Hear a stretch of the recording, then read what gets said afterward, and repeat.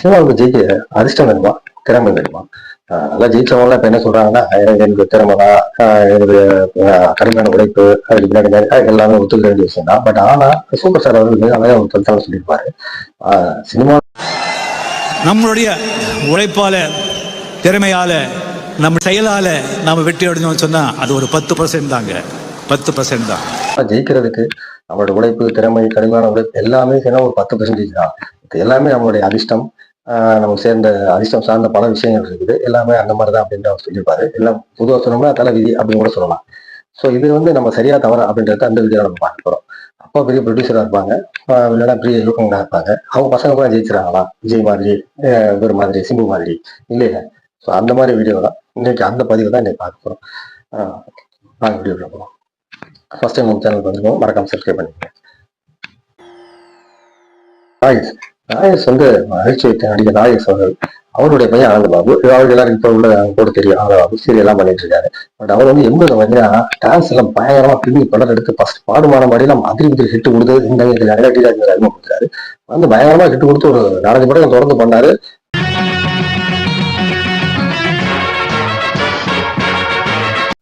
அவரை வச்சு நாயஸே இயக்கி பார்த்த ஞாபகம் இல்லையோ அப்படின்ற படம் வந்து பண்ணாரு. பட் ஆனா அந்த படம் ஃபெயிலியர்.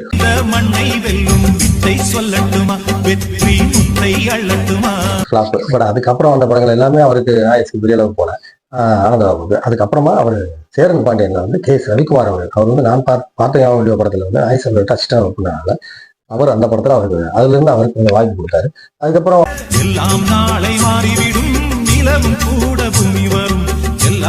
அவரு வந்தாரு, பெரிய அளவுல வர முடியல, அவ்வளவுதான். ஒரு 5 படம் இருந்தாலும் சொல்லி பேர் சொல்ற மாதிரி இருந்தது, அவ்வளவுதான். மற்றபடி அவர் எதிர்பார்த்த அளவுக்கு பெரிய ஒரு ஹீரோவா வர முடியல.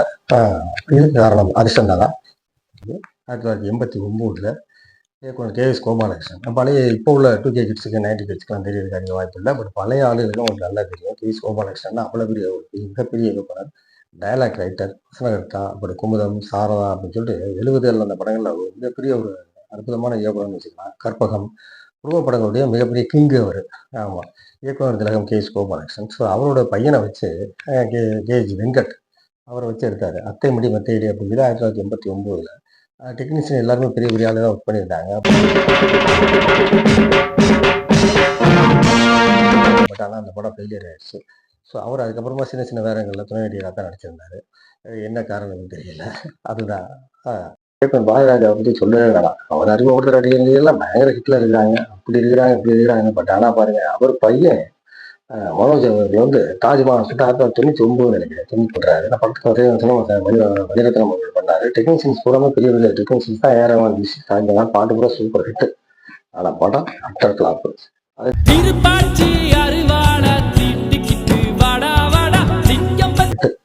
ஆனா படம் அட்டர் கிளாப். அதுக்கப்புறம் மனோஜ் ஒரு 2-3 படம் பண்ணி பார்த்தாரு, சரியா போல. அதுல வருஷமெல்லாம் வசந்தம் படம் நல்லா இருந்துச்சு. ஆனா என்னன்னு தெரியல, அதான் சொல்லுவாங்க விஜய் அந்த படத்துல வந்து அது கமர்ஷியலாக போச்சு. அந்த படம், அந்த படத்தோட பாடல்லாம் அருமையா ஹிட் ஆச்சு.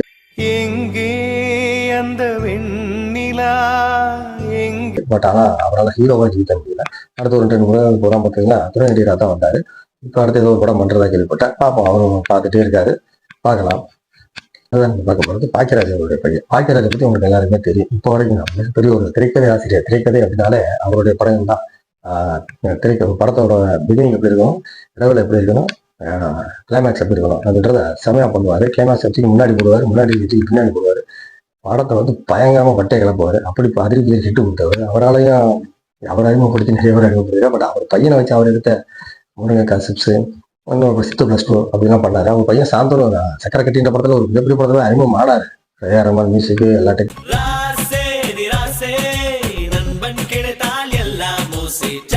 சின்ன பெரிய ஆள் தான் கலை கொடுத்தான்னு சொல்லப்படம். அவர் பையன் தான் டைரக்ட் பண்ணாரு. பட் ஆனா இப்போ அவருடைய துரதிருஷ்டமா அந்த படம் சரியா போல. சக்கரை கட்டி மிகப்பெரிய தோல்வி. பட் அடுத்தடுத்த படங்களுமே அவர் பெருசா கை கொடுக்கல. அந்த சாந்தனம் அதுக்கப்புறம் மாஸ்டர் படத்துல தளபதி விஜய் கூட கிறிஸ்துவ மாதிரி சின்ன சின்ன ரோல்லாம் பண்ண ஆரம்பிச்சுட்டு இருக்காரு. ஆனா அவருக்கு வயசு இருக்கு, இன்னும் காலம் இருக்கு, பார்க்கலாம், வெயிட் பண்ணுவோம், வர்றாரா இல்லை என்னன்றதை அப்புறம் பார்க்கலாம். இதெல்லாம் பார்க்கும்போது நமக்கு ரொம்ப ஆச்சரியமா இருக்குது. எப்படி உண்மையிலேயே திறமை இருக்கு, அவங்கள்ட்ட திறமை இல்லைன்னு சொல்லிட முடியாது இல்லையா? அவங்க அப்பா பணம் இருக்கு, தயாரிப்பு பணம் இருக்கு, பண வசதிகள் இருக்கு, எல்லாமே இருக்கு. இருந்தும் அவங்களால ஏன் அவங்க ஜெயிக்க முடியல அப்படின்னா உண்மையிலேயே ஒரு அதிர்ஷ்டம் இருக்குது கூட இருக்கு. சினிமாக்குள்ள வரணும்னா லக்குன்னு ஒன்று தேவைப்படுது போல சிபி சௌத்ரி. மிகப்பெரிய தயாரிப்பாளர் பார்த்தீங்கன்னா 90களெல்லாம் அவர் மாதிரி 80 90களில் மிகப்பெரிய தயாரிப்பாளர், ஏகப்பட்ட ஹிட்டு கொடுத்தவர், ஏகப்பட்ட பேர் அறிமுகப்படுத்தினாரு. ஆனா அவருடைய பையங்களை 2 பேர், ஒருத்தர் ஜீவா கூட பரவாயில்ல தப்பிச்சிட்டாரு. பட் ஆனா சிக்கன் ரமேஷ் வந்து பெரிய அளவில் அவரால் ஜெயிக்க முடியல. அவர் வந்து நடிச்சாரு, அப்படி போறாரு. அப்புறம் தான் பிக் பாஸ் போயிட்டாரு, விட்டு இருக்காரு. பட் ஆனா அவருக்கும் அந்த படத்துல சிக்கன் கூட நல்லா போச்சு. பட் அதுக்கப்புறம் அவரால் பெருசா வர முடியல. இதுக்கு தேவை காரணம் அதிர்ஷ்டம் தானா தெரியல. பார்க்கலாம், அடுத்து யாருன்னு பார்க்கலாம். அடுத்து நம்ம பார்க்க போறது பி வாசு அவருடைய பையன் சக்தி. அவரை வச்சு பி வாசை பத்தி நம்ம சொல்லவே தேவையில்லை. அவர் அப்ப இருந்தே பன்னீர் புஷ்பங்கள்ல இருந்து 80 வந்துட்டு இருக்காரு. வந்து இப்ப கடைசியா 2000 கூட நம்ம சந்திரமுகி 2002 சந்திரமுகி 2 கொடுத்து, சந்திரமுகி கொடுத்து ரொம்ப பெரிய ஹிட்டை கொடுத்து அற்புதமான ஒரு டேரக்டர். அவர் சின்ன தம்பி படத்தை நிறைய படங்கள் அவர் ஹிட் பண்ணியிருக்காரு. பட் ஆனால் அவர் பையனை வச்சு அவர் எடுத்த அந்த படம் வந்து பாத்தீங்கன்னா படம் ஓடலாம். அதுக்கப்புறம் அவர் பையனே பெரிய அளவில் நடிச்சாங்க. ஒரு 2 படம் நம்ம நடிச்சாரு, நேதாலை நம்ம நடிச்சாரு நினைக்கிறேன். அதுக்கப்புறம்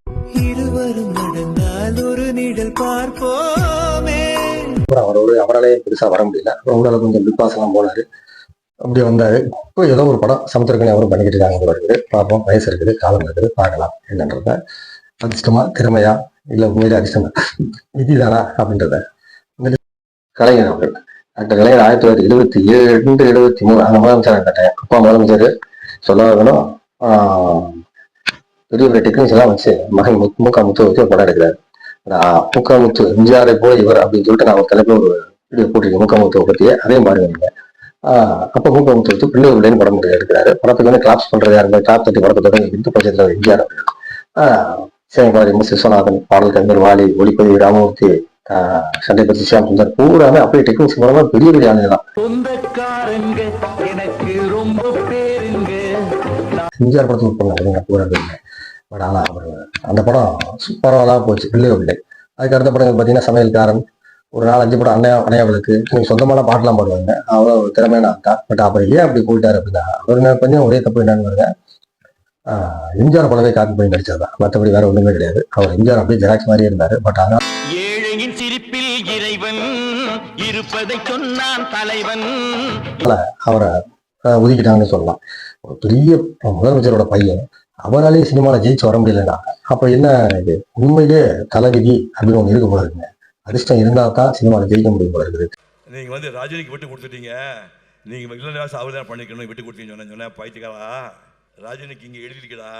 திறமை, உழைப்பு, கடின உழைப்பு, இதெல்லாம் அது ஒரு பாதை, அது ஒரு விதை மாதிரி போட்டுக்கிட்டே போனாலும் அந்த அதிர்ஷ்டமும் ஒண்ணு இருந்தா தான் அந்த விதையில மழை மாதிரி. நம்ம என்னதான் விதையை தூக்கிட்டே இருந்தாலும் வெறும் கட்டாந்திரையில விதை போட்டு ஒன்றும் பிரயோஜனமே கிடையாது. மழை பெஞ்சா தான் வெள்ளாம விளைய, வெள்ளாம விளைஞ்சா தான் கதிர் எடுக்க முடியும், கதிர் அடிச்சாதான் அறுவடை பண்ணி சாப்பிட முடியும். அந்த மாதிரி எனக்கு தெரிஞ்ச வரைக்கும் நான் இதை பார்த்தது அதுதான். நம்ம என்னதான் கடின உழைப்பு, திறமை இருந்தாலும், எஃபர்ட் போட்டாலும் அதிர்ஷ்டம் ஒன்று கண்டிப்பாக தேவை இருக்குது. அது சினிமாவில் ஜெயிக்கிறதுக்கு கண்டிப்பாக அதிர்ஷ்டம் தேவை இருக்குது அப்படின்றத என்னுடைய கருத்து. ஸோ இது உங்களுடைய கருத்து என்ன அப்படின்றத கமெண்ட்ல பதிவு பண்ணுங்க. இன்னும் பல நடிகர்கள் இருக்காங்க, ஆனா அது எப்படின்றத பார்க்கலாம். ஸோ இந்த வீடியோ பிடிச்சிருந்துச்சுன்னா மறக்காம லைக் பண்ணுங்க, ஷேர் பண்ணுங்க, நம்ம சேனலுக்கு சப்ஸ்கிரைப் பண்ணுங்க, ரொம்ப ஹெல்ப்ஃபுல்லா இருக்கும். வணக்கம், அடுத்த வீடியோ சந்திப்போம்.